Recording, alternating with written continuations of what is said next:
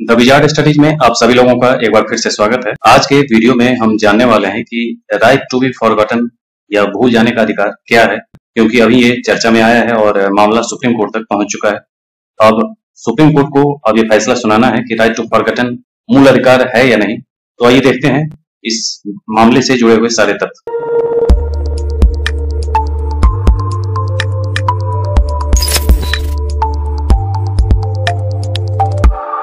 ये मामला सबसे पहले समझे कि क्या है कि सुप्रीम कोर्ट के पास अब ये मामला है कि भूल जाने का अधिकार क्या ये मौलिक अधिकार है और यह अन्य संवैधानिक अधिकारों के साथ कैसे फिट बैठता है। यह मद्रास उच्च न्यायालय के उस फैसले के बाद यह मामला आया है जिसमें एक कानूनी पोर्टल इंडियन कानून को एक फैसले को हटाने का आदेश दिया गया। बरी किए गए व्यक्ति ने दावा किया कि इस फैसले की सार्वजनिक डोमेन में उपलब्धता ने उससे ऑस्ट्रेलियाई नागरिकता प्राप्त करने से रोक दिया है। तो मामला काफी पेचीदा है और इतनी आसानी से फैसले का कारण क्या है कि सुप्रीम कोर्ट का कोई भी फैसला कानून हो जाता है। और अगर इस ढंग पे कोई भी फैसला दिया जाता है, मान लें कोई अपराधी है और वो अपराधी बरी हो गया किसी, मान लीजिए कई बार होता है कि साक्ष्य की कमी से भी बरी कर दिए जाते हैं और वास्तव में वो अपराधी होता है, और कई बार साक्ष्य इधर उधर किए भी जाते हैं, सबको पता है कि खरीदे बेचे भी जाते हैं, ये सभी मामले होते हैं। तो अगर कोई व्यक्ति इस ढंग की सजा पाने से बच गया और वो बरी हो गया, तो मामले को पब्लिक डोमेन से हटाना चाहिए या नहीं हटाना चाहिए, यानी कि इसी को कहते हैं भूल जाने का अधिकार।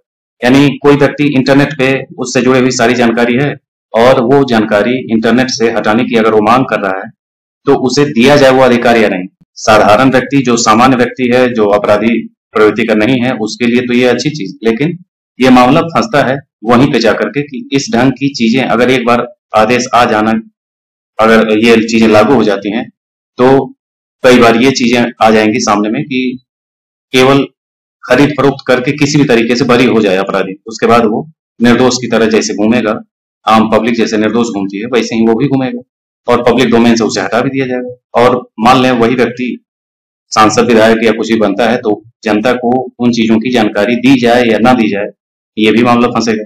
इसलिए ये जो भूल जाने का अधिकार है ये काफी उलझाऊ मामला बन गया है, इसलिए सुप्रीम कोर्ट अब ये मामला देखेगा। अगर वैश्विक आधार पर आप देखें तो वैश्विक आधार पर यूरोपीय संघ न्यायालय ने गूगल स्पेन मामले में फैसला सुनाया था कि सर्च इंजन को पुराना या अप्रासंगिक डेटा हटाना होगा। यह निर्णय यूरोपीय संघ के चार्टर के अनुच्छेद 7 और 8 में सामान्य डेटा सुरक्षा विनियमन के अनुच्छेद 17 पर आधारित था, जो रिवेंज पॉर्न के पीड़ित सहित व्यक्तिगत जानकारी को नियंत्रित करने के अधिकार का समर्थन करता है। मान लीजिए कि कोई पॉर्न पीड़ित है, कोई लड़की या महिला, यानी कि रिवेंज के लिए उससे उसके जबरदस्ती कुछ इस ढंग के वीडियो बना लिए गए जिससे वो प्रताड़ित है, जिससे वो पीड़ित हो गई। अब वो पब्लिक डोमेन से हटाना है तो उसके हटाने के अधिकार किसके क्या होंगे ये पूरा स्पष्ट अभी कानून के तहत नहीं। कई बार वो चीजें घूमती रहती हैं, कई बार वो जो सजा पाया है व्यक्ति वो पब्लिक डोमेन में बना रहता है और उस मामले के साथ उस मामला जो जिस व्यक्ति का है, जिस लड़की का है, वो मामला लगातार मीडिया में चलता रहता है। तो खास करके उस लड़की को, उस पीड़ित को यह अधिकार मिलना चाहिए कि पब्लिक डोमेन से वो सारे मैटर हटा दिए जाएं, क्योंकि वो उसके जीवन भर वो टैग जुड़ा रह जाता है। तो ये भूल जाने का अधिकार कई तरीके से परिभाषित होगा आने वाले समय में, इसलिए ये मामला काफी बड़ा हो जाता है और काफी महत्वपूर्ण भी हो जाता है। इसलिए सुप्रीम कोर्ट को बहुत ही सोच समझ करके इस पे फैसला लेना पड़ेगा और ये मामला बहुत ही पेचीदा है। आगे देखें तो सुप्रीम कोर्ट ने ऑनलाइन कानूनी इतिहासकार द्वारा दायर एक मामले की सुनवाई करने पर सहमति व्यक्त की है, जिसके परिणाम स्वरूप भूल जाने के अधिकार की रूपरेखा को आकार दिया जाएगा।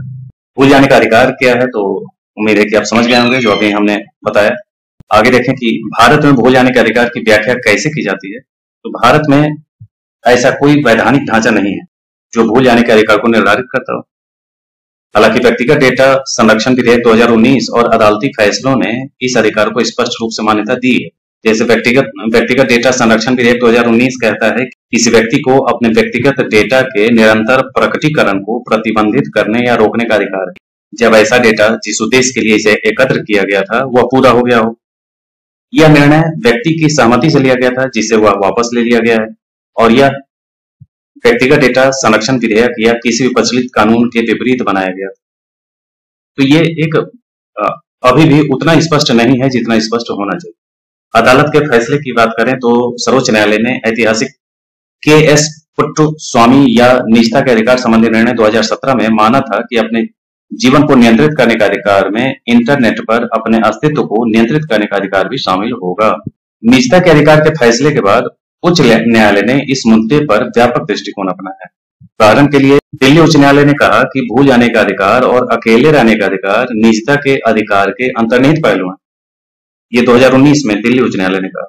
2019-21 में कहा कि दिल्ली उच्च न्यायालय ने एक अमेरिकी कानून छात्र यानी कि लॉ करने वाला छात्र एक सीमा शुल्क मामले में बरी कर दिया गया था, उससे संबंधित खोज परिणामों को हटाने का फैसला सुनाते हुए भूल जाने के अधिकार को आपराधिक मामले तक भी बढ़ा दिया।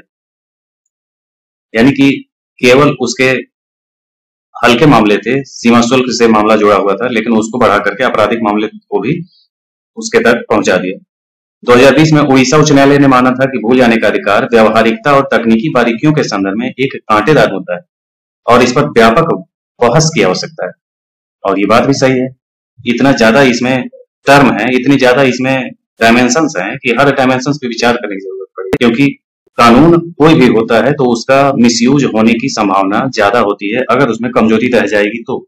इसलिए ये इतना आसान नहीं है भूल जाने के अधिकार पे कोई फैसला सुना देना। भारत के सर्वोच्च न्यायालय ने गोपनीयता के अधिकार संबंधी अपने निर्णय में स्पष्ट किया कि किसी व्यक्ति को अपने व्यक्तिगत डेटा हटाने का अधिकार होना चाहिए यदि ऐसा डेटा या जानकारी अब आवश्यक, प्रासंगिक या गलत नहीं है और किसी वैध हित में नहीं। इस अधिकार का प्रयोग वहां नहीं किया जा सकता जहां सूचना या डेटा अभिव्यक्ति की स्वतंत्रता के अधिकार का प्रयोग करने के लिए आवश्यक है, कानूनी दायित्व के अनुपालन में और सार्वजनिक हित आदि में ये आवश्यक है।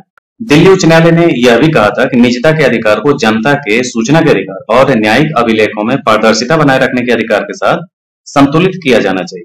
इसलिए यह मुद्दा बरी किए गए व्यक्ति के भूल जाने के अधिकार और नागरिकों के सूचित होने के अधिकार के बीच तनाव को रेखांकित करता है। यानी कि ये दोनों आपस में मैच नहीं कर रहे हैं, दोनों को आप कह सकते हैं कि एक दूसरे के विरोधी जैसे दिख रहे हैं। एक कह रहा है कि भूल जाने का अधिकार होना चाहिए, दूसरा कह रहा है कि मुझे जानकारी होना चाहिए। तो ये जो बीच की लाइन है, इसको कहां तक सीमित किया जाए, कैसे इसका निर्धारण हो, इसलिए ये मामला बहुत ही पेचीदा है और फंस चुका है। अब भूल जाने के अधिकार मामले में सर्वोच्च न्यायालय के द्वारा जो प्रश्न उठाए जाने वाले जो प्रश्न है उसमें है कि शीर्ष अदालत को यह तय करना है कि क्या भूल जाने का अधिकार एक मौलिक अधिकार है और यदि हाँ तो इसका भारत के संविधान द्वारा गारंटीकृत अन्य मौलिक अधिकारों से क्या संबंध है। अब सर्वोच्च न्यायालय के समक्ष दो प्रश्न है।